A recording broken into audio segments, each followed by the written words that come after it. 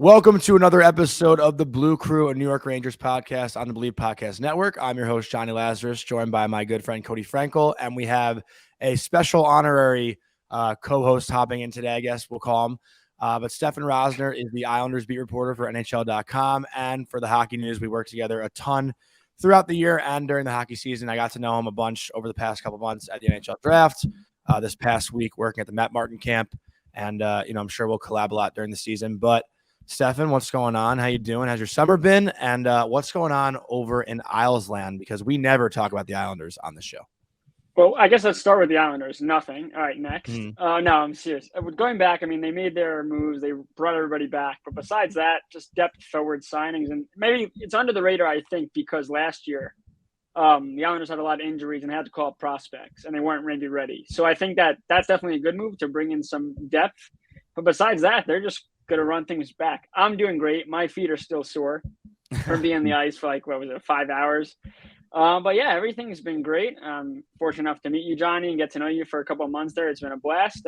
Yeah, I'm excited for the season to start. We'll be 50 days away, something like that? Well, I think as of 2 days ago, the Rangers and Islanders are a month away from a preseason game, their first preseason game. They play on September 26th, I think, at the Garden. That's the Rangers' second preseason game. I'm not sure about the Islanders, though. Yeah, to me, preseason means nothing. They play, I think, Philly 3 times. Well, at least there's hockey. That is true. We're a month away from hockey. They don't televise all of them, though. Preseason games, so I guess fans have to watch the app. But yeah, no, I mean, hockey's almost back. It's been a tough summer again for the Rangers, who didn't go as far as they wanted to. The Islanders definitely didn't go as far as they wanted to. It's been a long wait for the Islanders and Ranger fans, and I guess the Devils too. Devils fans, maybe they expected to go farther, and I mean, they had a great year in Buffalo. I mean, can't forget about the Buffalo Sabre fans. I think they'll get a taste of maybe playoff hockey this year. Well, that's something I wanted to bring up too, and I don't know, Cody, if you wanted to say anything. You just look like you're. Hey, hi, how are you guys? No, I'm doing pretty well. Stefen, you have any fucking brooms over there so we can mop up Johnny's head because it looks brutal. Due for a cut. What's up, boys? Overdue for a cut. Overdue for a cut. But I was gonna say, to your point, Stefen. We've talked a lot about the Rangers Devils on the show over the past year, obviously, because they were neck and neck, during the regular season and whatnot. The Islanders made the playoffs in game 82. It took them literally the entire year to clinch. And, now we're entering this point where all 3 teams are relevant at the same time, where that hasn't really happened in our lifetime. The only year I could think of was 06, 07 when all three teams made the playoffs. So, now that we're going into this decade, I guess, of Islanders, Rangers, Devils, do you think the Islander-Ranger rivalry can get back to where it once was? Because, I think about the last decade, 15 years plus, it's been mostly Rangers dominating the regular season, but the Islanders win the head-to-head matchups for whatever reason. I don't know why that is. But, if you ask me, and we have this debate, I feel all the time, the Rangers' biggest rival is the Devils. But other people feel differently. Cody, I don't know how you feel about it. But from the Islander perspective, I want to know that rivalry as well. I think once Shesterkin and Sorokin solidified themselves as elite net miners, that rivalry just became. I mean, with that Sorokin paddle save, so sick. Again, that's a Rangers Islanders wow moment rivalry, right? And I think when both teams are good, of course, the rivalry is going to be better. And I think the next couple of years too will really determine how strong this rivalry will get because, like you mentioned, the Devils are going to be a thorn in every team. But especially, the rivalry with the Rangers and the Islanders, too, they've had some pretty hefty matchups the last couple of years. So I think the rivalry is going to be stronger than ever as these teams continue to grow. Now, we'll see what happens. It could be the Sabres that in this area, if you want to count the Sabres as being they don't. I would. I'm just saying, they could be – I'm not saying they're going to finish ahead of all 3 of the teams, Devils, Rangers, Islanders, but, I mean, they're going to be good they're going to be with the Devils once they get to where they got to get. They're going to be very good for a long time.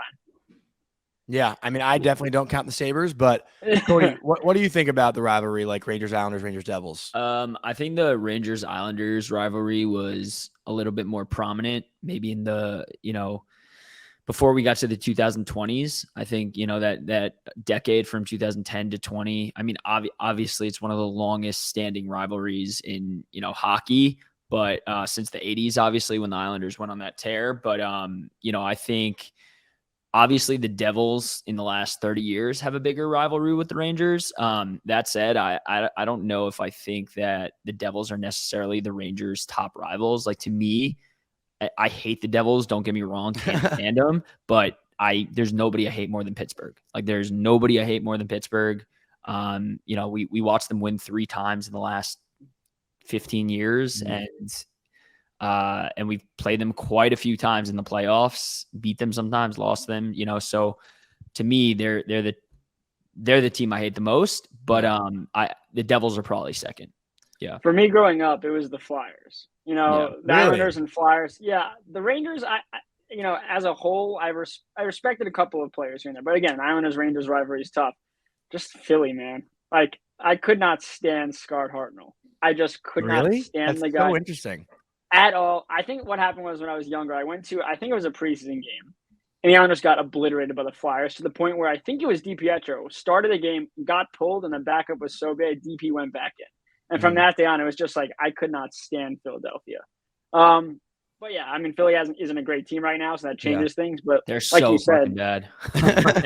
they're bad, but I think they improved just by getting rid of what they had to get rid of. And first off, firing Chuck Fletcher. The fact that you let him go through the deadline. Like I was just looking up stuff before the show and like the moves every team made, and I looked and it said JVR free agent. I was like, that guy should have been traded for anything, and they held on to it. Just everything Fletcher did made no sense. Going back to the Ryan Ellis trade a couple years ago, that's when they should have blown everything up, and they didn't. And now they're going to pay the price. But I think what they did this offseason, I mean, they're going to be bad. They're going to be last place in the Metro, but I think they're going to have a lot of young guys. They'll be more fun to watch. You think they'll be more fun to watch? Just because when you see young guys playing and getting a chance, they could stink and not win games. But just seeing some talent, rather than the veterans that were in their lineup that weren't getting things like I like Garnett Hathaway a lot. Yeah. Again, I'm not saying he's a game changer and get the Flyers to the playoffs, but like even watching Carter Hartz when he's on, he's a sick goalie. They got some young guys too that are fun to watch. I'm again not saying good, just fun to watch. They're going to finish with 65 points for sure. Well, to that, I know we want to preview the Metro a little bit, but like the way I see the division right now, there's 2 teams at the top, then there's 3 through 7 that could finish literally, I think, anywhere, and then there's the Flyers. Like that's just how I kind of disagree with that. I think are you saying the 2 teams is in the Canes and the Devils because the Rangers are right there with them? Well, I don't think the Rangers are a tier below, but I think as far as expectation, I'm not saying as far as like like right now the Devils and the Canes are the clear expectation teams to win the division. The Rangers are not being talked about at all to win the Metro. So I don't think. I think it's Carolina to win the Metro. The Rangers, just the offseason moves to me. It's such a not a question mark as a bad way. I think it could really pay off, but there's also a part of me that thinks maybe that wasn't the route they should have gone. And also with the Devils too, as much as you want to put them high up, and I think they'll be good. For me, I'm a big goalie fan as a goalie, but it all comes back to goaltending for me. Like Vanacek, if he gets back to the way he played in the regular season last year, then they're going to be really good. But if he's shaky like he was in the playoffs, and it's a back and forth between, is he going to be the full-time starter? Is the youngster going to get that chance? And same thing with Shesterkin too. If Shesterkin gets back to being ultra consistent like he was, maybe not having those starts where he's giving up a couple of goals he shouldn't allow. Like the Rangers could very well vie for the division. Like same with Carolina. If Frederik Andersen stays healthy and plays well, and we know how good Ronte is, and when he doesn't play every day, then they'll be great. But if Anderson gets hurt early in the year, and you have Kochetkov, but again, it all comes down for me for goaltending. It's why, again, look at like Capitals and Pittsburgh, those bubble teams. We know they added Carlson, the Penguins, but do you trust Jari? Like, again, when he's healthy, he's good, but he's not healthy, and the best ability is availability. And you look at the Capitals, and Darcy Kemper has a cup, but when you think of cup goalies, it's not him. And he wasn't bad last year, but those kinds of teams, the Penguins, the Capitals, I mean, look at the Islanders and too. You need lights out goaltending to give yourself a chance. And I think that's when you look at the teams like Carolina, where they're so stacked in their lineup just in terms of depth, and their defense is so strong. Like, to me, I don't think Anderson needs to be an incredible goalie. It's going to be a situation like when Robin Leonard was on the island and they weren't allowing a lot, right? And I think Carolina, with adding Orlov, having Burns there, just the guys that they have, Pesci, who doesn't get talked about enough. Slavin never gets talked about. Like, they're just, to me, I think they're number one. And not that there's a huge gap between them and the Devils if the Devils get good goaltending, but I wouldn't put the Devils and Carolina in the same situation. I think Carolina is much harder than the Devils. That's why I think the Rangers could provide for that number 2 spot. I don't think it's a lock the Devils are a top 2 team in the division. No, not a lock at all. I just think right now with all the conversations that are being had around the league, it's Devils, Carolina, then like the Rangers are that 3. Like it's been 1, 2, 3. That's what it's been. So readjust your statement because I actually disagree with you both. Let's hear it. What do you got? Okay. So first and foremost, the Canes, I agree with you, Stefen, that they have a lot of depth. They just lack the star power to me. I know they got Aho. I know they just signed Bunting. I know they have all these guys like Kotkaniemi and, a bunch of other players. Svechnikov, their best player. Jarvis and what? Svechnikov? Sure, yeah. They got Svechnikov too. I mean, wasn't he hurt like the whole year last year, though? Yeah, so he's coming off an injury. And he got hurt at the end of it. He got hurt out of the 3/4 to go. It screwed them.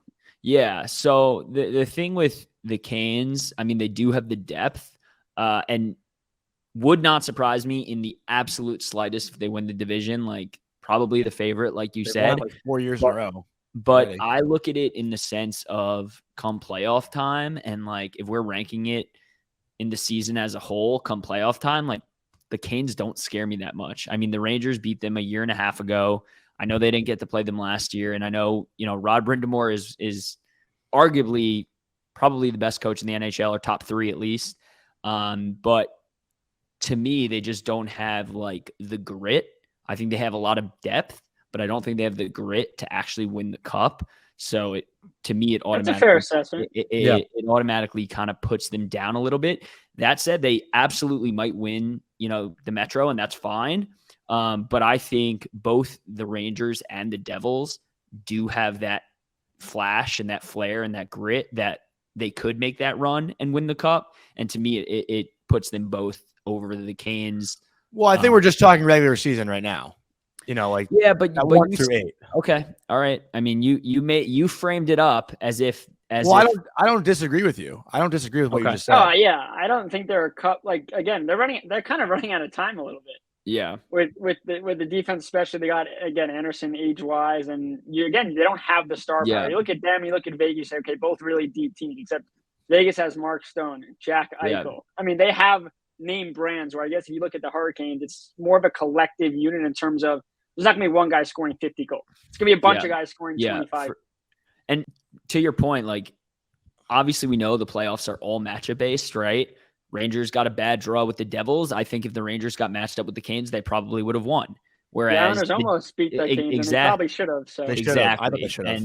And the same thing goes if the Rangers went on a run. They smoked Vegas both times last year, absolutely destroyed. I know they had injuries, Johnny. Don't roll your freaking eyes at me. But regardless, I think it's completely matchup based, and it's obviously part luck of the draw of who you get paired up with come playoff time. But I don't know. I just think what you were saying earlier with the Rangers moves, I actually kind of think it was the right way to go because you saw what the only way. Sure, but you saw what they did with Tarasenko and Kane, and they couldn't get in the groove because they had too much star power. I like slotting in a guy like Pitlick, Bonino, get Blake Wheeler, a former captain, a guy who's consistently had over 55 points pretty much his entire career, and rely on the 2 kids you got to take that leap and break out like Jack Hughes or like Barzal did when he first came to the league and all that stuff. So I kind of think it's the only card they have to play, because if they don't, then these kids' time is up, and then they're kind of going to have to make that same running out of time move that the Canes might be running into. Yeah, and I think you talk about it's all about the young kids, right? That's why I think getting veteran was never a bad move to bring in veterans, especially with the young guys. I just don't know. Again, losing Tarasenko, I don't know how much that's hurt the Rangers. And also, I think it was you, Johnny, that we talked about Panarin the other day on Twitter about, how good he's been in the regular season. But I sparked that debate. Yeah, I think there's been times when, we love looking at points, and that's great, but it's in the moments. And I think it's not even about the guys that brought in. It's about the guys already here. Yeah. Big moments. Is Panarin going to come through? Because I know he loses the puck a lot, and that happens when you're a creative player. But is Zibanejad going to come through? It's just about the guys that already have here, trusting that they're going to come through in that big moment. And that's pretty much, you have all these teams. Every addition they add, whether they're a superstar or not, it's going to be at the majority of the guys that are already solidified there. So I think for the Rangers, much as about those young kids stepping up, I don't think it's about the guys they brought in. I think it's about the guys they already have here. Hey, we have young guys that we need at the next level. We brought in veterans. Now we need you guys to really get the job done when it matters most, because that's all that matters at the end of the day. Yeah, no, that's 100%. And that actually brings me to the next thing I wanted to talk about was the teams in the division that got better, teams that got worse, teams that stayed the same, and then the unknown. Because I was kind of going through each team in the division, the offseason moves and what they did, what they didn't do. And I'll just I'll give hints and I'll let you guys guess. Actually, I had 4 teams that got better, 2 teams that stayed the same, 1 team that got worse, and then 1 team where I cannot decide if they got better or if they got worse. So I kind of want to give you guys the floor to guess which teams that I'm talking about for these categories. Do you think if I say Columbus got worse, they'll burn my house down? Probably. Cody's hated in Columbus. Yeah. Hated. They're my biggest, going through this list, they're my biggest question mark because they have to be better, right? They have to be better. But just I don't know how the Babcock. You go first, Stefen. You go first. Go. Yeah. Well, let's start with the team that got worse. That's the obvious one. The team we already talked about. That's Flyers. Yeah, they're trash. They are just like there's no time that needs to be focused on them. They're in a total rebuild, and which is fine. Like they had to do that. Yeah, but big year for Keith Jones. Big year for Danny Briere. John Tortorella obviously is still going to be a personality. Carter Hart. Yeah, Carter Hart, huge year for him, but they're not going to be very exciting. I will not be tuning into any Flyers games that don't involve the Rangers. I know your other team who got worse. You said 2 who got worse? No, just 1 got worse. I had 1 who got worse, 1 that I am unsure if they got better or worse, 4 that got better, and 2 that stayed the same. Well, better. I think the Hurricanes got better. Mm-hmm. I think they got deeper. I like that. I think Washington got worse. Well, let's start with 1 category at a time. So let's go with well, we just said I said I had 1 team that got worse. Do you think another team got worse though? Like, I want to hear your guys' thoughts. I do. You think the Capitals got worse? I do. I think the Capitals also got worse, but it's hard to say teams gotten really because this division is so stacked, right? Yeah. Besides Philly, like I was going through this list, going, did they get worse or they stay the same? Because for me, with the Capitals, it's all about Ovechkin now. I mean, they want to win, of course, and they get Tom Wilson back for a full year. I just don't love their team. You know, they made some moves this offseason, but I don't think they got better. I don't think they got worse though. I think for me, they were the team that stayed the same, the Caps. I just don't think they did anything enough to change where they are. Again, it's all about Ovechkin at this point. They did lose Orlov. That's a big loss. They got Pacioretty. If he's healthy, he can help with the scoring. But losing a defenseman is tough. I also don't trust Kemper, but that's just me. Yeah, I think also last year what killed the Capitals was missing Backstrom for basically half the year, missing Wilson for a lot of time. Carlson, like injuries killed them. Yeah. Injuries killed the Capitals. Like they essentially are, the same team they've been for the last couple years. And honestly, it's kind of crazy when you think about it. The Penguins and Capitals both haven't won a playoff series since 2018. Like it's been 5 years, and those are 2 teams that we were used to seeing dominate like the 2010 decade. Yeah, I think the Capitals could have had a better offseason if they moved Kuznetsov because I just don't see it clicking for him anymore with this team. I know their coach said that he wants to, figure it out with him, and of course that's what a coach is going to say. But there's been so many rumors that he's going to get moved and things like that I feel like they should have just ripped the band, done it. Maybe get some prospects back, something like that. But teams that got worse, I don't love what the Penguins did either. Really, I think they're even as it gets, in my opinion. Yeah, they're going for it, which I respect. When you have guys like Crosby, Malkin, Letang that have been there, you owe them the right to get better. Comes down to Jari for me, and they trade to Smith, who I thought was better than Jari in terms of just like consistency and not being out of the lineup. And they get Nedeljkovic to be the backup. And he after that amazing year he had with Carolina, and then he gets moved to Detroit. He's been terrible. I mean, he got waived last year. So Carlson comes there. Carlson's not getting 101 points. Yes, he's going to help a power play. I think they were 9th or 12th in power play last year, so they weren't terrible. I think it'll help their power play for sure. But he's not an awful defense. I think there was this mindset narrative that he was an awful defenseman. Mm-hmm. He's not. It's just the Sharks were that bad, and he's going to jump in on the play, and you got to rely on your partners. I trust their offense, but they seem a little top heavy to me. Again, the defense pairings are going to score. I don't know if I trust their defense and goaltending, which is why I think they got better on paper. I don't think that's going to click maybe the way they think it's going to. I agree with you. And, obviously Carlson's going to help. Guys had an unreal year. But again, he was on San Jose and he had nothing to lose. So every time he got the puck, he could either just shoot it or dump it down, whatever it was to get points for his squad there. But I don't know. I would put the Penguins as like either even keeled or slightly better. I don't think Carlson puts the I just think the other three teams are so far ahead that unless they made a couple of blockbuster moves and like really got some depth, to me it's just kind of a non-factor. So I'd put the Penguins as like an even-keeled team. So I have Laz, the Penguins as a team that got better. So Laz, you know that I'm unbiased when it comes to the Islanders. I'm not a fan anymore the way it works. But is it out of the realm of possibilities for me to say they got better from doing nothing? Is that even possible in your eyes? I had the Islanders as a team that stayed the same. That's Although they fair. did add That's the GOAT. fair. They added the GOAT. So they Doing probably Gautier, did is that better. your GOAT? Yes, they probably did get better. But that's a joke. My mindset with the getting better part for the Islanders is that, yes, they're running it back, and I've written about this, but they're getting like another year of Romanov playing to the level he played in the second half rather than the first. Dobbs another year under his belt. Barzal was missed the whole second half, it felt like, and without Horvat, I mean, that duo was supposed to be the thing that carried them to the playoffs.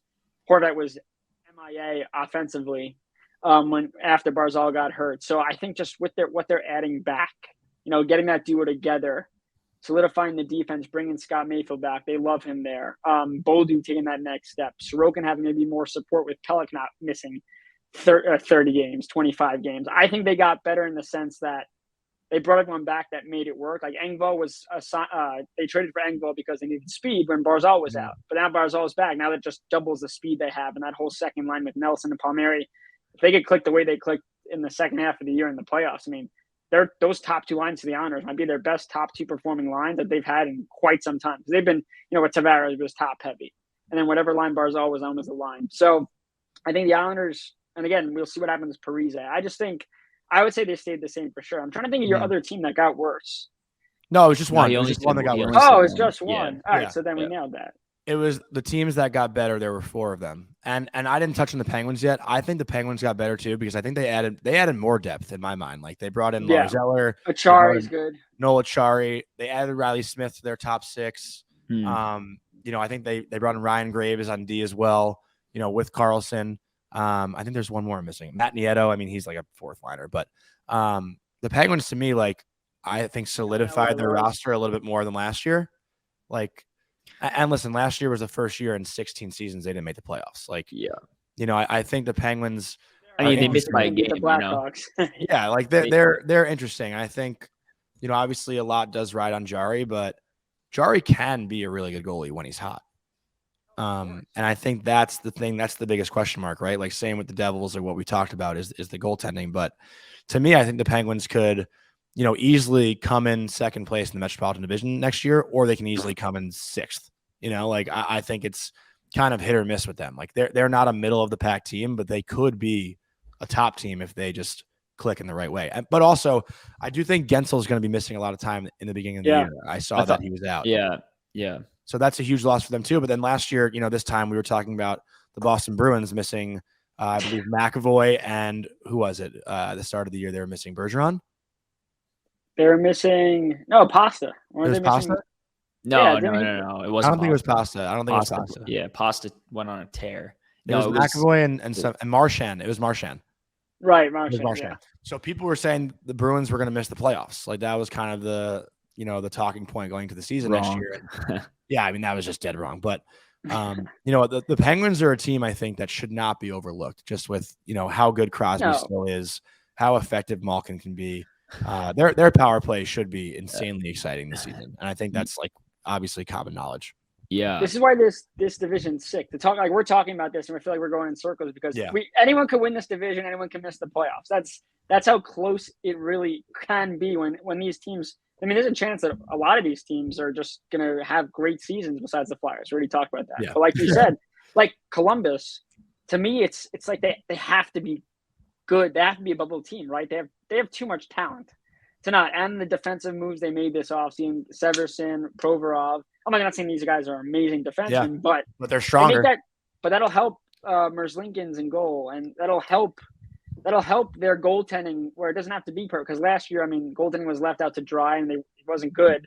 So I think this year, if they could solidify their back end a little stronger, that changes everything for this team. And again, also having a healthy line, Goudreau, Fantilli, I mean, he's going to be a superstar.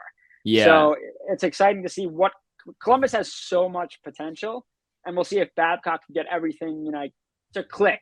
because I feel like they started off bad last year and they never found a way to get going. If they get off to a strong start, I guess the sky is the limit with this team.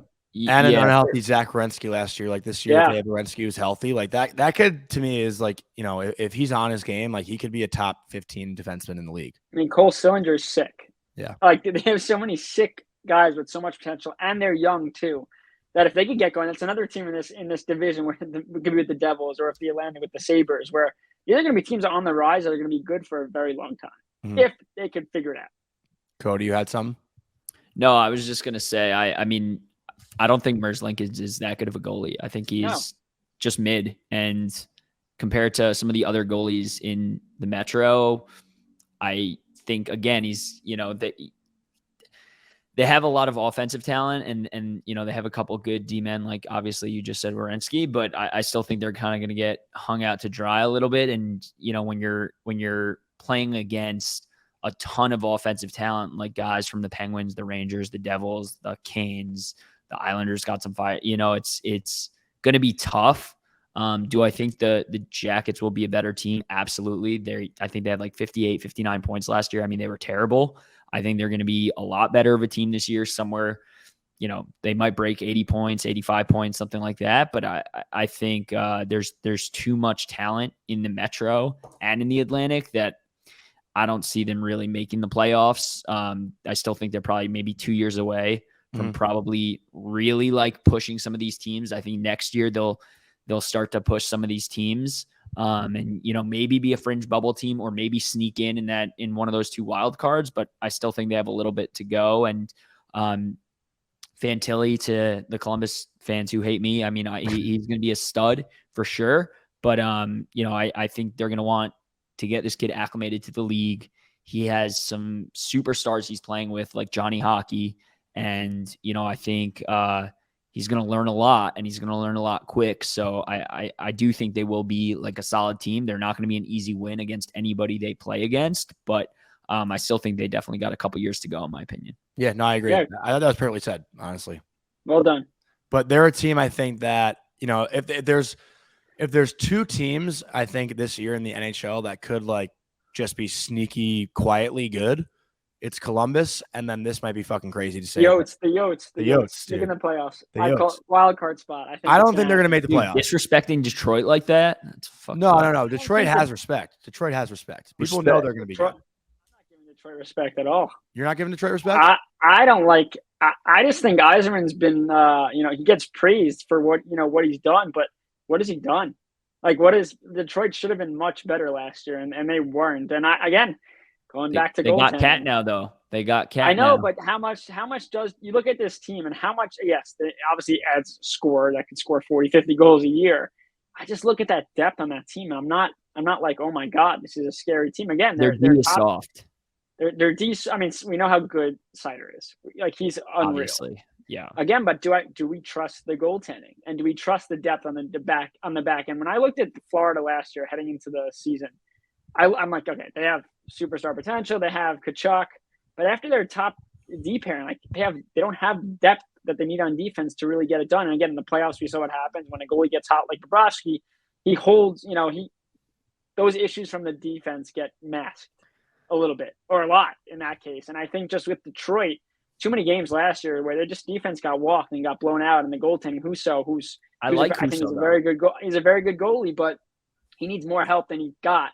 Yeah. And I think that, again, you go and get to Brinket. Anytime you get a guy like that, you go and get him. But to see Zadina fail the way he did in terms of that's tough, right? He should have been. Raymond made up for it right away. Yeah, of course. And Larkin obviously staying there long term is huge for them. I don't know if they did enough where they needed help. Again, goal scoring, I don't think was a crazy issue for them. Now, no one's going to say more anything negative about more goals. I just think, again, their back end's got to get tougher, because it can't be that easy. Because it's not going to be fair to Husso. He could be lights out on most nights, but if he's not going to get that support back there, he's going to get exhausted. And we've seen how that impacted. Look at Sorokin. And he got outworked, and then when it mattered most, he allowed some goals that he probably would never want to allow the rest of his career. I think it's about, again, defense. Regular season hockey to me and playoff hockey are two different sports. To me, again, just regular season is speed and skill, and we love that. It's exciting for fans. But playoff hockey, if you don't Endurance have and the grit. grit and the defense, the willingness to block shots and be physical, it does, again, look at the Devils against the Rangers. That's why I thought the Rangers were going to be okay. This Devils team's fast and they got speed and skill, but they don't have the experience in the playoffs like the Rangers do. And I think the Rangers understood what needed to be done, and it didn't happen. The same way you look at Carolina and the Islanders. Islanders really did wear them down in 5-on-5, and they should have won that series based on that. Because again, maybe they're not, the Carolina Hurricanes don't have those superstars. They have the stars and the skills on offense and on defense. It just came down to special teams. The Islanders were bad. Their power play was abysmal.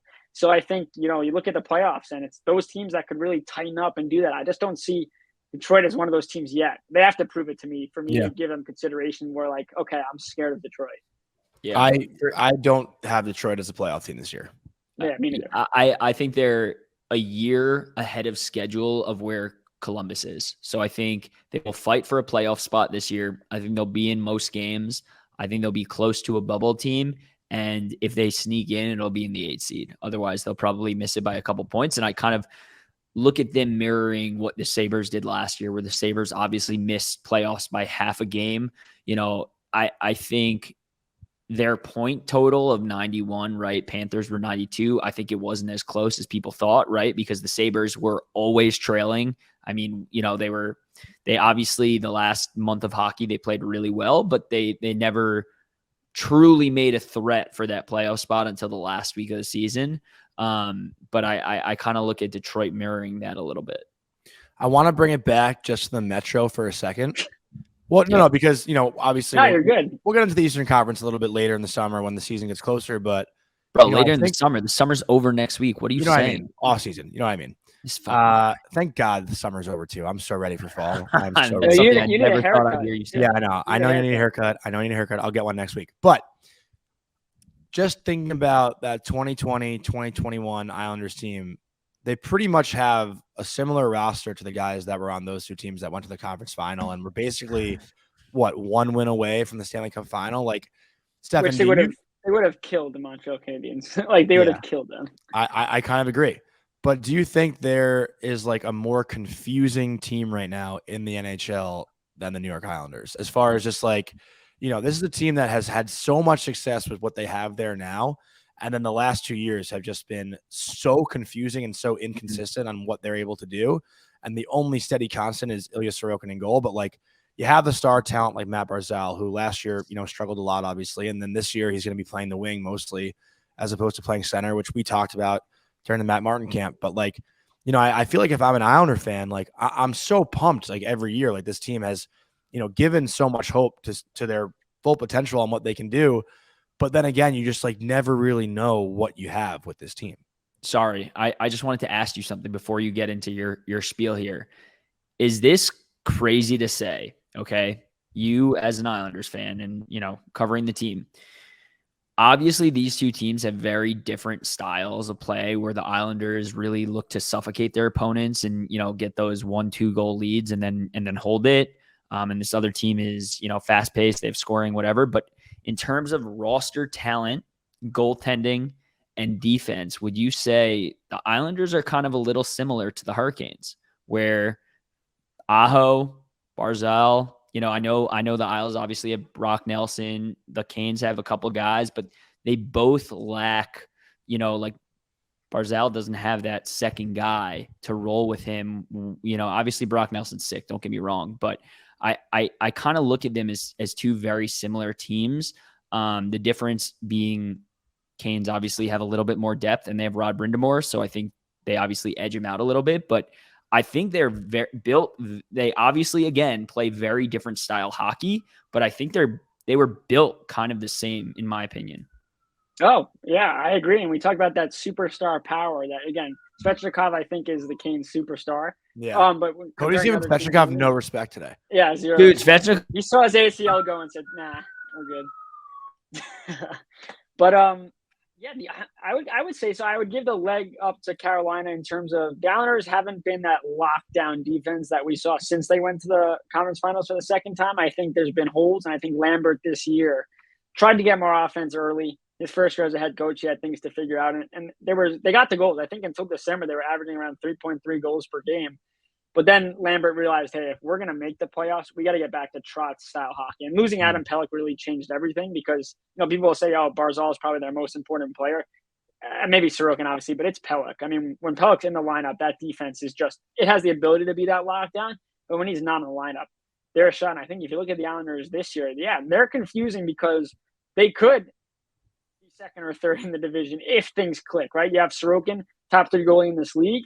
You have the defense. If Pelech can stay healthy, that really could lock it down. Now, Dobson really has to take that next step defensively. We know what he can do offensively. He could be a top 5 offensive scoring defenseman in this league. Just we don't see enough in front of goal and in the corners where to be enough to say, hey, you're a bona fide top 6 guy. Because last year he played with Aho on the bottom pairing after Romanov and him got separated. And a guy that has that much offensive skill, he's got to find a way to be more responsible defensively to play more minutes. That's really what it comes down to.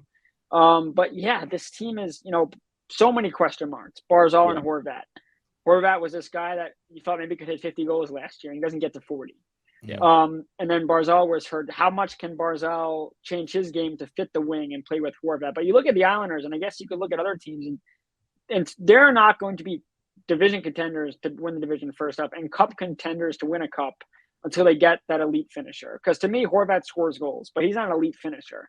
He scores goals from inside the circle. Those one-times from a knee. He's very good on the power play. He could do those things. But some guy that could come down the wing and snipe and go bar down often enough. Like Kyle Palmieri is the Islanders' best long-distance sharpshooter. They don't have that guy that they like DeBrincat.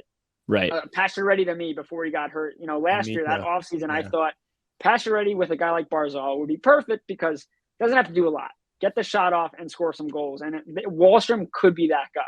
Yeah. And I think he's the biggest question mark because if you get, not even if Wahlstrom can be that guy, which is huge for this team, but it's a guy you don't have to pay that. You don't have to pay $10 million a year to bring in. The Islanders cap situation is a mess, right? They had to move Josh Bader this summer, longest tenure Islander, move his cap, and he went to Chicago. Chicago dumps him. He's a free agent. But in terms of just, it's hard to get those guys, and the cap's going to go up, sure. But if Wahlstrom could be that guy, making under $2 million a year, right? And be that guy and score 30 goals and finally solidify himself as, he could be an NHL sharpshooter, whether it's a top 6 role, even in a bottom 6 third line guy, and be that guy.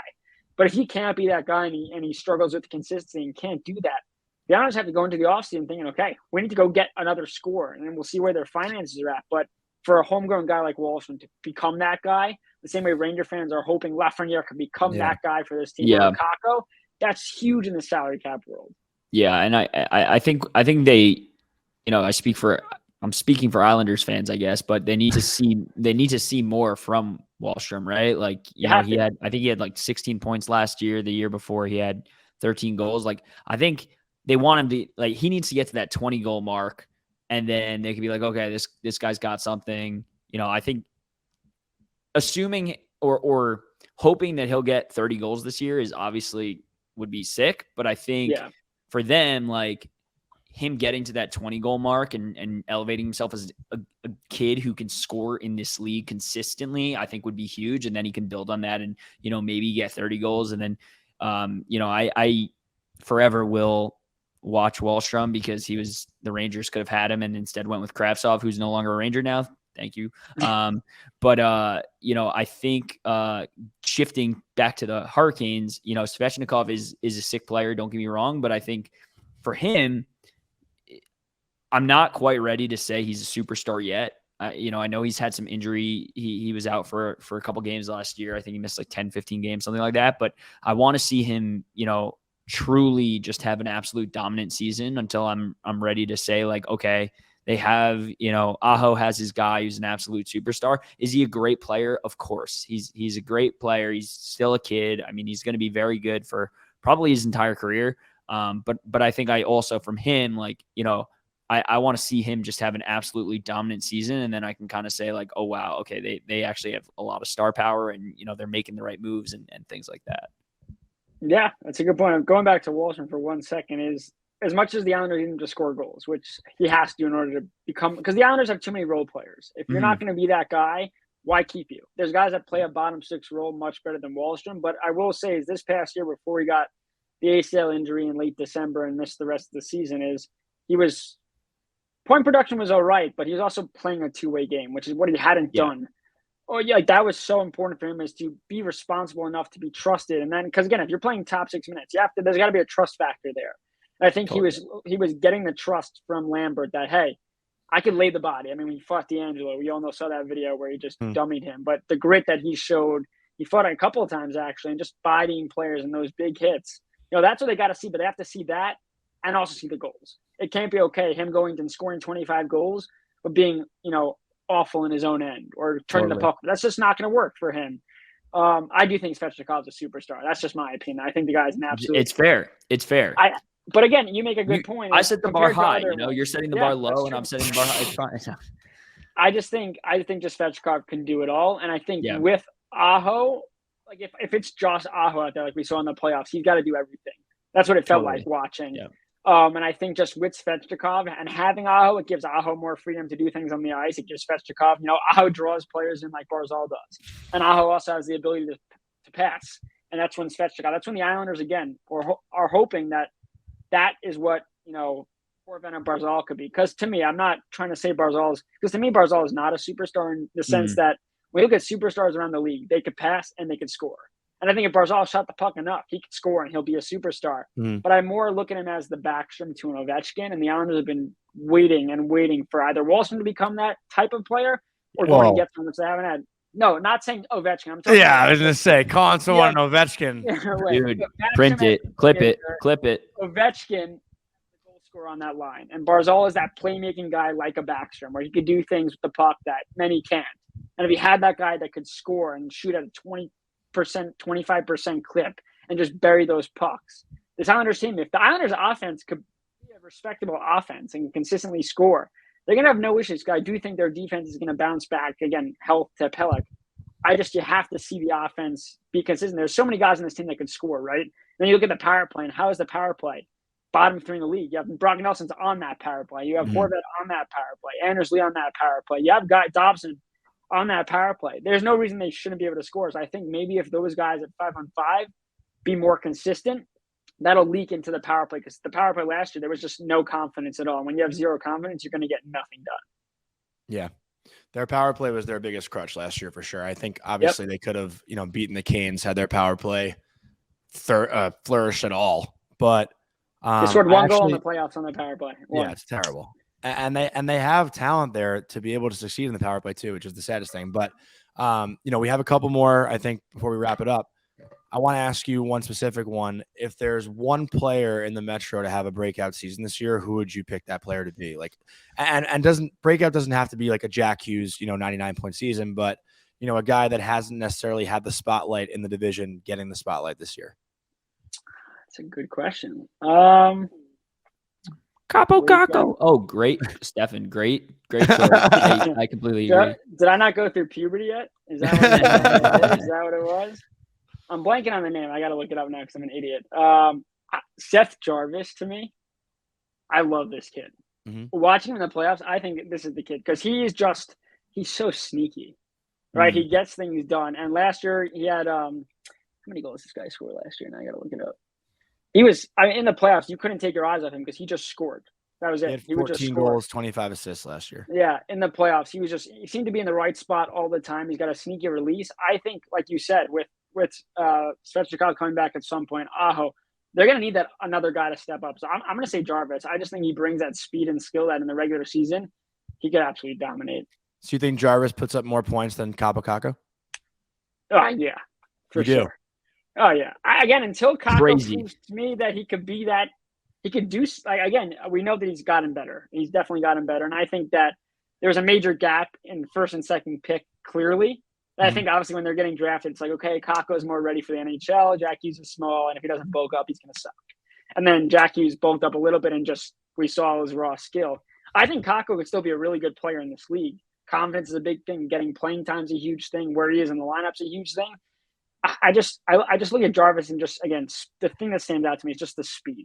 Yeah. Kakko's not slow.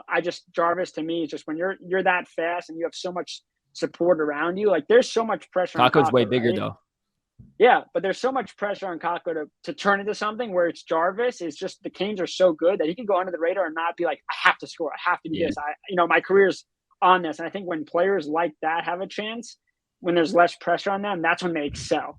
Mhm. Like Jack Hughes, of course, he had a ridiculous year, and I think Devils might have had a hard time being that top spot if it wasn't for Jack Hughes.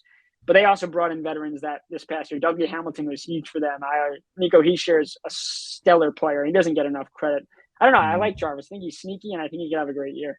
And actually, you kind of mentioned it with Kako a little bit, but the team that we haven't talked about yet, which is ironic because this is a Rangers show, the team that I literally put down as I don't know if they got better or worse is the Rangers because, obviously you lose a lot of those big names like Kane, like Tarasenko, but there's so much unknown with what, Lafreniere and Kako can bring, and even Blake Wheeler, what he can bring at 36 years old that, I think it could be like an addition by subtraction just because the pressure is now off their shoulders. But like, I don't know if this team got better or if they got worse. And I don't think I will know until like 20 games in. Yeah. I look at the Rangers similar to what Toronto just did is they tried for something. It didn't work. So now they're going the other way. Like we saw Toronto, they're going to be a harder team to play against. I think Toronto's going to be fucking insane this year. But they needed that. They were so top heavy and so, they didn't go and get great goaltending ever. It was top heavy, let the top 6 guys, those superstars, get the job done, carry the offense, and then get to the playoffs and hope that they get hot and do what they were doing. And obviously it didn't work to the level they wanted to. They got to the first round since 1900. And now you look at the Rangers they went and got Tarasenko and Kane skilled players. Now they went and got those depth guys to solidify the lineup. Blake Wheeler, more of a veteran guy. So I think it very well could pan out, but we just talked about it. It's about the kids. It's the guys that you picked that can they get the job done? And if those 2 kids can figure it out, or just one of them really, really figures it out, then this Rangers team becomes so much harder to play against because you talked about it in the playoffs. It's all matchups.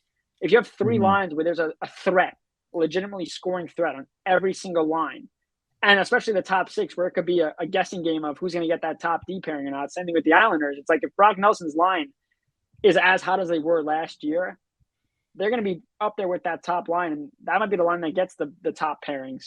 So I think for the Rangers, if they could get one of those kids to just become a threat where defense have to pay attention a lot more, the Rangers will be good because the matchup game might be in their favor when you got a guy like Shesterkin. Any team you play, besides maybe the Lightning and the Islanders, I guess, hit or miss, you win the goaltending matchup. Like you have that. So all you got to do is just be responsible defensively and let those kids flourish. So for me, for the Rangers, it is such a question mark. But I think it's come down to Shesterkin for sure. And we talked about the guys already here, but maybe Wheeler could, again, a leader. Something clicks in a conversation he has with Laugh or Kako, and they just confidence again. 1 or 2 goals early in the year in the first couple of games. There they go. And then the Rangers have young guys coming through and the veterans coming through. They're going to be very tough. I think they're the biggest question mark. But it could be bad. Blake Wheeler could be not great at all. The young guys don't take steps forward, and you're the same team minus Tarasenko.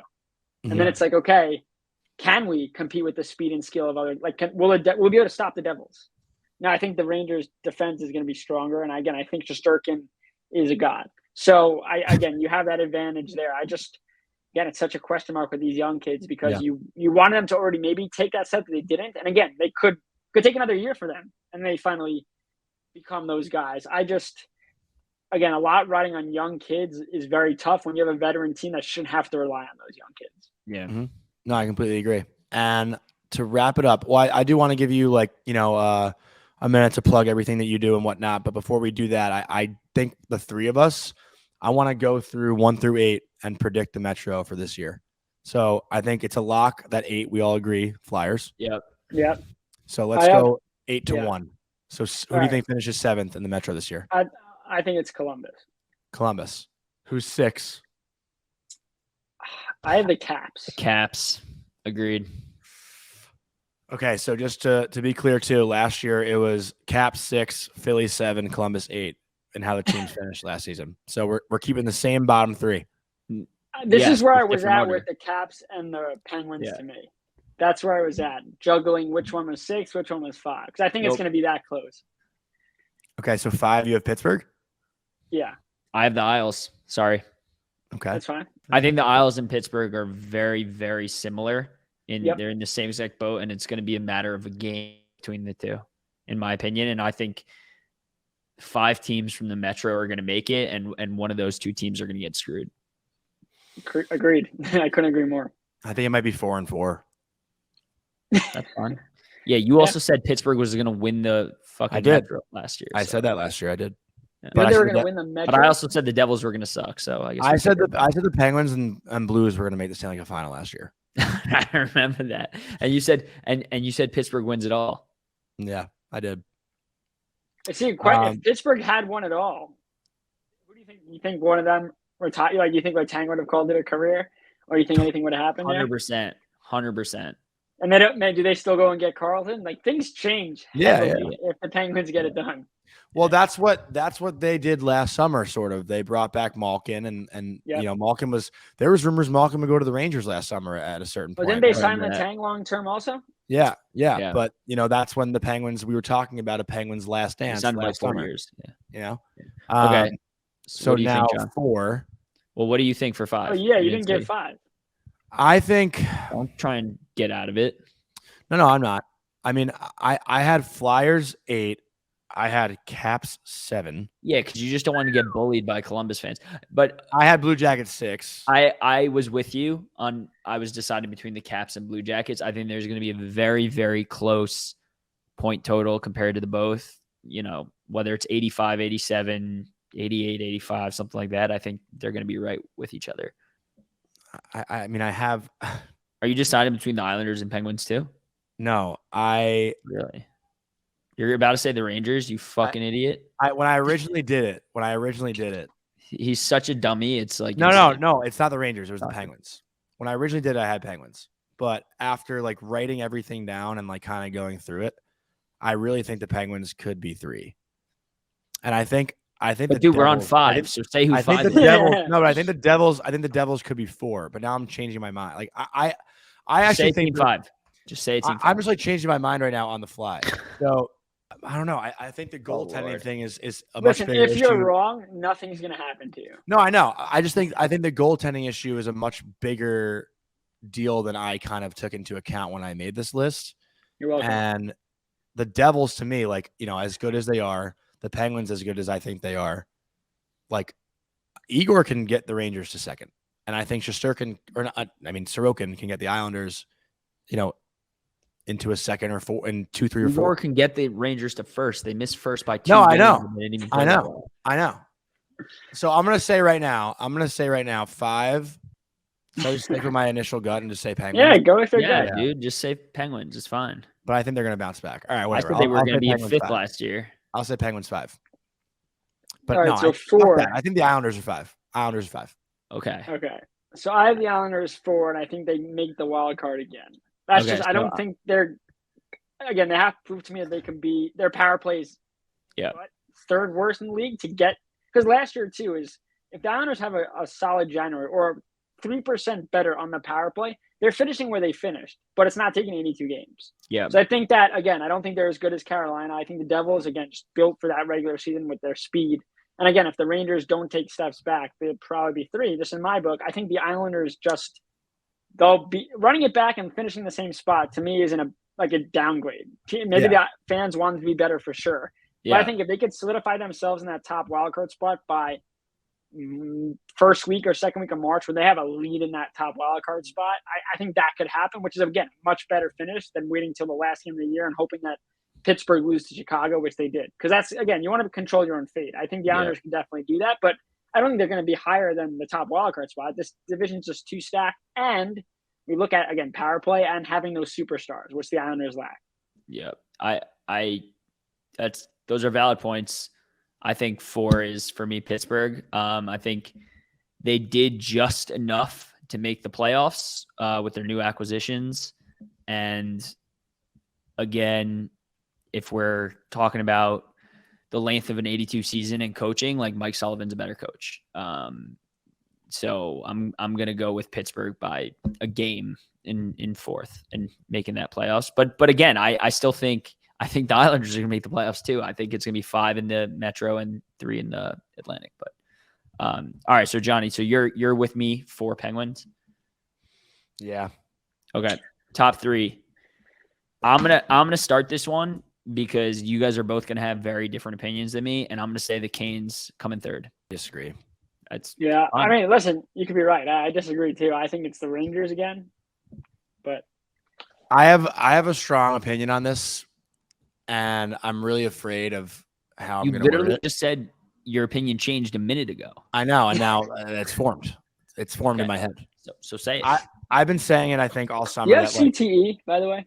I feel No, like you I have a don't. little bit slight CTE. I could. I never had a diagnosed concussion, but I definitely got laid the Oh, fuck out of. you never had it? Yeah, you definitely. Did you just say he has CTE? Yeah, I Slight. did. But okay, so and it's so weird because I was so high in the Devils this time last year. Oh, that I so thought that- Devil's third. That's it. All right, let's move on. Yeah, Devils Okay. third. Okay. But like I don't want to sound biased that like Bro, I'm picking- you're literally on a Rangers podcast. I was You're gonna not say you're the biased. Blue No one Crew cares. podcast. It's Yeah. fine. Okay. No, but I think Funny enough for you. if I said the Rangers are going to finish above the Devils, like everyone would be like, "Oh my god!" Like, Reasons though. so- You just so- point to goaltending. So if it makes you feel better, I'm actually saying the Devils are going to win the division and the Rangers come in second.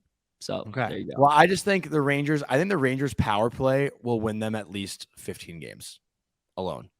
I think their power play is so if it strong. performs how it should, yeah. That- If it performs how it should. That's obviously why I'm saying that. Well, it didn't Wait, perform how wait. it should last year. But is Jonathan Quick winning like 20 games for you? No. No. He's no. Quick will How get many maybe games? How many starts do you think Quick gets next? 20. Quick will get 20 games. Quick will get 20 20 to 25. starts, 23 to 25 starts, and he'll win 11 15. games. Nope. 15. I think he'll Johnny go like Quick, bro. Have some respect. 11, 6, just and won a 5 cup. or something. Yeah. No, I think he'll go like 15-9 or something like that. Well, Like, Halak because- went like the first 9 games that he went 0-1-8 in his first 9. But then he finished strong. Mhm. I think he finished like 10-2 in his last, whatever. I don't think people realize how important the backup goalie position is because there's only a couple of goalies that can really do what. Like Vasilevsky, you could tell that last year he was tired. Yeah. Like he just the looked like Islanders are the worn best out. 1-2 punch in the NHL. Yeah, well, because Varlamov is also a starting goalie at this point of his career that they're putting Yeah. as a backup. But you look at like the Rangers and like if he's starting 20, 25, that's 20, that's points, 40 points, 40, 50 points, whatever. That's huge. Yeah. That is huge in this division. And like, for example, if other teams, like I don't trust the Penguins back, I don't trust Nedeljkovic.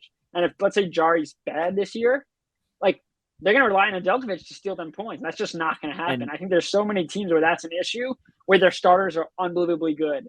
But if anything happens to the starter or those games where that starter is not starting and you need at least solid goaltending and they don't have that, you're just throwing points away. Yeah, and that's a great point, and that's why I was kind of going back and forth with my top 3 because that could easily be the Devils' undoing. Like Yep. that could easily just throw their entire season off the rails if their guy gets hurt. So, but I'm going on the money that he doesn't for now. So that's my top 3. I'm surprised that you're like not Kane's number 1. I have Canes number 1. I'll just Yeah. throw that out there. Me? Yeah. The reason. So here's the thing: how surprised can you really be if the Canes finished top of the Metro by half a game last year, and the Devils got better? They had that huge injury though to Svechnikov. That's kind of what like made that close at the end. Yes, for sure. But I think if the Devils take the right stride, they're all going to be good. I think at the end of the day, it's going to be a crapshoot. It's going to be with those 3 teams. I think it's going to be within 5 points, just like it was last year. I think it's going to be within 5 points with those 3 teams. And I don't think anybody's going to their brains are going to explode. Whoever finishes in first, they're going to be like, okay, yeah, that makes sense. So I don't think it's the craziest idea if the Rangers come in first. It's the craziest of the Canes, or if it's the craziest if it's the Devils. I think it's just a matter of who finds their stride in those last 20 games of the regular season and gets hot. And then, the Devils finishing first, I do not think they're going to go the furthest in the playoffs. I have no faith in them. Of course. So it's like I think the Rangers and the Canes are probably both built better than they are for playoffs.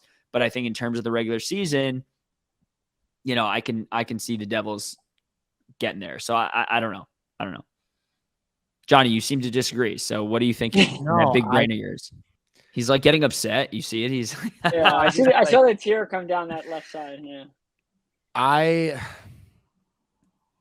I He's don't know. so upset. No, He's so upset right now. I wouldn't say the Rangers are built better for the playoffs. Then the Devils, they have Igor Shesterkin, and the Devils do not have a great goalie. But I mean, we literally just watched what happened last year. Like, But that's more on the Rangers not playing to the level they should have been playing. Yeah, the Rangers underperformed. The Devils, I don't think, overperformed at all. And they they didn't have the grit, and they literally never. They should have never. Yeah, but the Rangers, I guess I need to see them clicked, play under man. Laviolette. I need to see them play under Laviolette. That's really what it is. Like, I just don't know what this team is right now. And that's really. He's been there 3 times, man. He's been to the show 3 times. Do you think Laviolette was an upgrade over Gallant? 100%. They're the same. They're the same coach, basically. Very similar coach. Difference is Laviolette has obviously a better record, obviously a more winning coach, won the cup, been there 2 other times, but I think they're very similar style. No. I think they're neither of them are development coach. Okay. Talk. They're just not similar styles. Laviolette literally brings his structure to the team. Like they are going to be a more in your face, like what is it, round and pound or whatever the fuck that phrase is. Like the Rangers are going to play a much more aggressive style. Did you say round and pound? I don't know. Round and pound. Is that a thing? Oh my God. But listen, I think like the difference between a Gallant and a Laviolette is like Laviolette's going to get Panarin to like dump the puck in and go get it. Like Gallant, that wasn't a thing. Like Panarin's going to have to play more aggressive. And that's why I have questions too, because Artemi Panarin might not be playing the same style of hockey that we've seen Artemi Panarin play, because he's not going to have as much freedom to make those plays and do those things, because Gallant's going to be on his fucking ass if he doesn't play the certain way that Laviolette wants him to play. Did I say Gallant? Gallant's gone, number 1. Number 2, you've never seen bald Panarin. That guy's a psycho. Okay. No, but that's what I'm saying. Like they are so not the same coach, because like Panarin like literally could get away with what he's been able to do the last 5 years in the playoffs, because there wasn't someone that was going to throw him on the bench for a period if he doesn't play the way that the coach wants him to play. Like Laviolette does not take any kind of shit from anyone, no matter if you're Artemi Panarin or if you're Nick fucking Bonino. I mean, I don't think Gallant took shit. I think he was just a player's coach, but I think he would like, dude, you saw what he did to Loff when he wasn't playing well. Like he scratched Loff 1 game. Okay. All right. Mom and dad are fighting. I'm just getting 9 minutes a game for they're the same coach. No, they're not. They're not the same coach. You said they're the same coach. They're very. I think they're somewhat similar coaches. I think neither of them are development coaches. I think they're. Okay, Laviolette's maybe not the player's coach, and he might be like more of a harder style than Gallant. But I think they're pretty. Like, would you say Laviolette's like this crazy upgrade over Gallant? Because I wouldn't. No, that's why I asked, because I don't think it's that much of an upgrade. But I do agree with Johnny. Is like, no one is going to get away with not doing the little things. Like I don't want to say Trotz and Laviolette are the same thing, but there's no BS. Like, you don't do what Laviolette wants you to do. It doesn't matter who you are. You're not playing. Yeah. Like, you're not going to get, like, if a youngster, again, we know the Islanders didn't play a lot of their youngsters under Trotz, and quite frankly, there wasn't a lot of youngsters to play. The prospect pool is what it is. But I just think there was too much from an outside point of view watching the Rangers. There was just too much. I don't want to say laziness, because again, you see the players, like, they're trying, but there was times where maybe they were mentally checked out and not doing those little things to try to get an advantage somewhere else on the ice, and that's what killed the Rangers. And I think with Laviolette, it's like, you got to make that first play before you're even thinking about that second play. Because again, if you don't make that first play, there's no play to be made. So I think some guys, like for the Rangers, like you said, Panarin, like, if he turns the puck over a lot, I'm not saying he's getting benched, because Panarin's not getting benched, but it's not going to be okay, Panarin, just keep doing what you're doing. No, Laviolette's going to make it a point. I think Panarin's going to come in, and that stuff's going to, like, it's not going to need to be discussed. I think the firing of Gallant for a lot of these veterans was like, we got to sharpen up, because I think they were just too loose at times, and I think Laviolette's going to have them not playing like that, which will, again, the defense will be stronger, I think. You're going to have smarter plays at the blue line, which are going to impact the offense and, of course, the defense. So I just think they'll be more well-rounded under Laviolette. That's just my opinion. I mean, fair. Columbus went into MSG last year and beat the Rangers 5-1 in a fucking lifeless contest. And like, that's the whole thing, lifeless. I don't think that's going to happen under Laviolette. It's not. Yeah. Gallant didn't really like fire the guys up or motivate them, and that was something that he made it a point. Like he said, like, I don't need to go in there and fire. When they fired him, you wanted him more. You wanted him one more year. Can you explain what Laviolette got him? Gallant got himself fired because when he was asked about something, and he's like, well, this is what I do in the regular season. And once he said the words about his regular season success, I thought that was it. I thought Drew was going to fire him regardless, but during his press conference, I think Molly Walker asked him. I forgot who asked him, but was like, "Are you scared about your job?" Yeah. And he said, "He's like, well, look what I've done in the regular season." And when he said regular season and just about the success in the season, I'm like, that's it, because there was no urgency there to say like, "Hey." I think the writing was on the wall. I mean, I don't know, John. What do you think? They were talking about firing him in like December. He almost got fired. Him and Drury didn't see eye to eye. Yeah, but I mean, if the Rangers come out and like aren't performing in the first 20, 25 games, like there could be like maybe a lot. Like right now, this organization is like in win now mode. Like there's no bullshit, and that's why they brought in Laviolette, because it's a no bullshit kind of time for this team. And if they're not seeing results right away, like I could see Laviolette's job being like, dude, they never see results right away. No, that's not true. The coaches that come in their first year, like AV came in, the Rangers go to the Cup final in his first year. Like, but you said first 20, 25 games. Oh, they didn't start. They never ever start off hot ever. Yeah. It's just they always, I thought they were going to hire the Wolfpack's coach. Was it Knobloch? Yeah, Knobloch. Yeah. I just again looking at Jay Leach, but the young guys on this team, and I guess Quinn was the reason probably they didn't go Knobloch, because they looked at Quinn as a guy that works with young kids all the time and developing them, and then it didn't really work here. So I get why they went with Laviolette. I just think Knobloch should get a chance at some point. I mean, Wolfpack have been good. Yeah. I think they really complimented, though, Laviolette's hiring with a really, really solid assistant coaching staff. Yeah, like, I think they got the development coaches. They got, former players, and they really complimented that nicely. So, enough time spent on these coaches, but I think it's going to be an interesting season ahead for sure. Yeah. And Stefen, before we let you go, anything you want to plug? Where can people find you? You want to talk about the Matt Martin camp for the week that we just had or whatever? The floor is yours.